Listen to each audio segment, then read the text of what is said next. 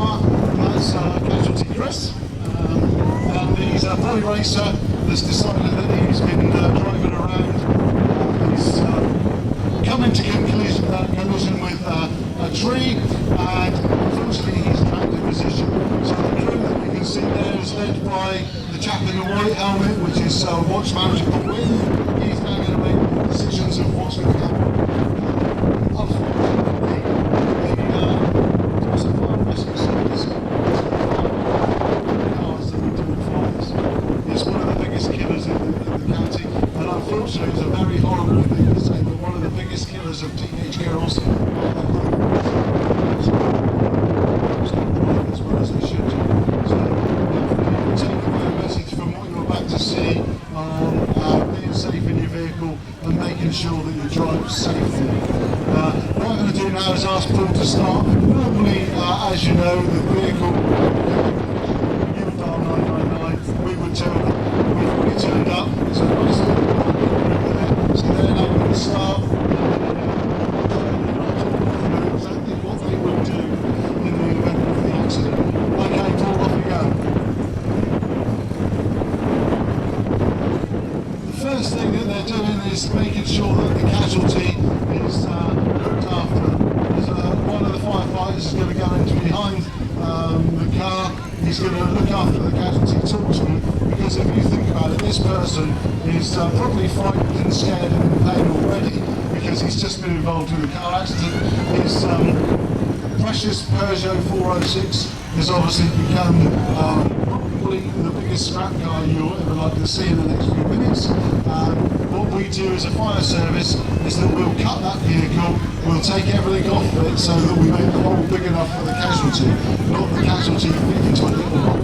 So what they're doing at the moment, you can see the crew's working. They've just removed that door there with the combi tool, which is still spreading power about 2 tons. So take the doors off, no problem. For those of you that are this end of the arena, you can actually see that the doors have now been removed, no problem. The right hand side of the door, the driver's side, what they're doing is starting to cut the posts to make sure that we can get the roof removed. At the front of the vehicle, for the people that are over here, you can see that we're cutting through the glass. The water that we're dribbling on the glass is just to cut down on any sharp pieces of glass going anywhere. Obviously the casualty is our most important thing. When we go to an incident like this, we're not there to worry about what the car's going to look like afterwards. What we're there for is to increase the chances of the casualties recovery by making sure that he's released in a controlled condition to make sure that he is going to get to hospital within an hour and receive the treatment that he deserves. You can see that the crews are working, the doors are being removed, and the car is now starting to open up. All the glass is being removed, and you can see that which is called a teardrop. That's the plastic sheet which we use, which just covers the casualty over to make sure that no one gets injured. As you can see, that the firefighter that's in the vehicle is not running straight, it's keeping the casualty in what we call the neutral position. Usually, incidents, what would happen is that would be an ambulance, a paramedic that's in there working. As you can see, they're starting to work, take the door off the outside, and actually now it's becoming a nice very shortly, if anyone would like to go to 406 Cabriolet, there'll be one on sale in about 20 minutes time. As you can see, they're cutting through all the posts, and eventually what will happen is that the roof will actually come off, and we'll be able to see the casualty inside. Again, there's different types of tools that they're using. One that's been used on this side now is a dedicated cutter. The one that's actually been laid back on the sheet is the combi tool. They both do the same job, but the combi tool will spread as well as cut. There we go. It's now we're coming up to the last post, which we call the C post when we're working. It starts from the front with A, B in the middle. As you can see, it's cutting through there. It does do a relatively good job. If anyone would like their finger post cut in the next 10 minutes, come along and see what they can do. There we go, the last cut's now taking place. The tool now will be taken away out of the way so there's a bit, and now that will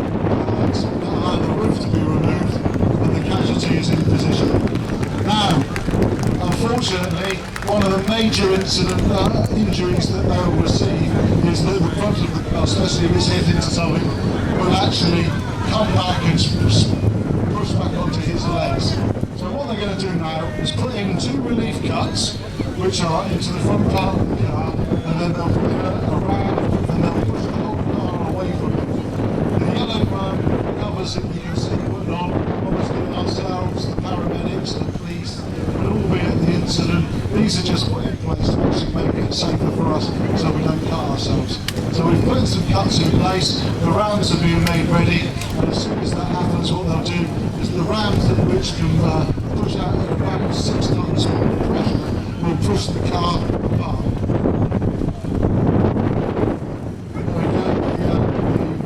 The rams are now being made ready.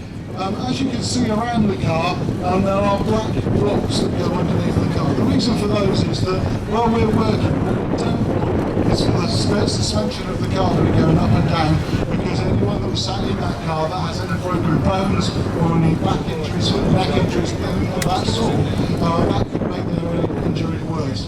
What we're all about is making their injuries better, so that their chances of survival are increased.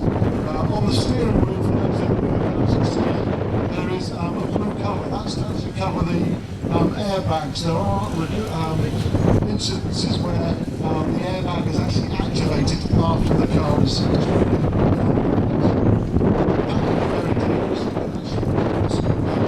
death in certain cases. But obviously what we don't want is that airbag to now go while there are firefighters, paramedics, and of course the casualty in that vicinity, because it can then cause damage. As you can see now, the rams have been put in place. Paul is the incident commander. He's making sure that everything is working safely. They'll get the rams in place, and the front of the vehicle will start to be pushed away.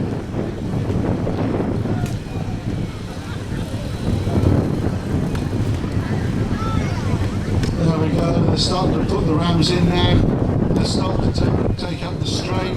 As you can see, there's a lot of plastic involved in the front of the car, so the plastic has to be moved away. And probably the best way of doing it is to actually use the ram to push it off. There we go. The rams are now in place. We'll start to open the rams, and what we will do now, push the front of the car away.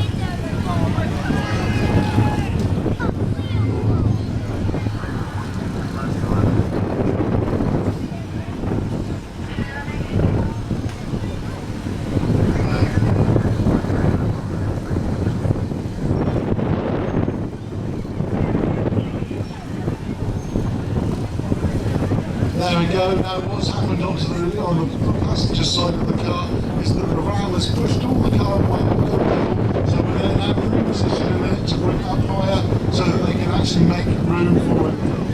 One of the major injuries that are sustained in car accidents, especially if you're not wearing a seatbelt, can be chest and injuries, obviously hitting the steering wheel. The lesson there, as you know, is always wear your seatbelt.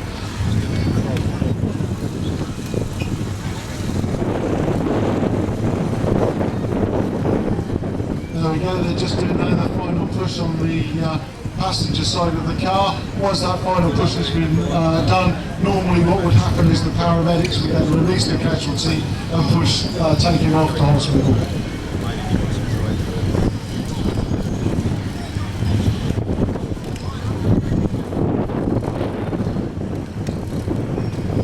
There we go, now you can see that the car is losing shape, should we say. But the car has now been pushed away from the casualty's legs. Once that's been done now, what can happen is that the casualty can be released. There we go, it's now all done, and that's done. Thank you, gentlemen, well done and a good job. Can you give them a big round of applause, please, ladies and gentlemen? And with the last demonstration of the day, I'd like to give a few safety messages. Whenever driving, please take care. Never drink and drive. Make sure that you always wear your seatbelt. Never get into a car where you think that someone may have been drinking or the influence of substances. And if you'd like to talk to any of the firefighters about that, or indeed home safety, whether you've got smoke alarms in your home or whether you should have smoke alarms in your home, please come along. The fire crews are over there. They're all willing to talk. Thank you very much and be safe.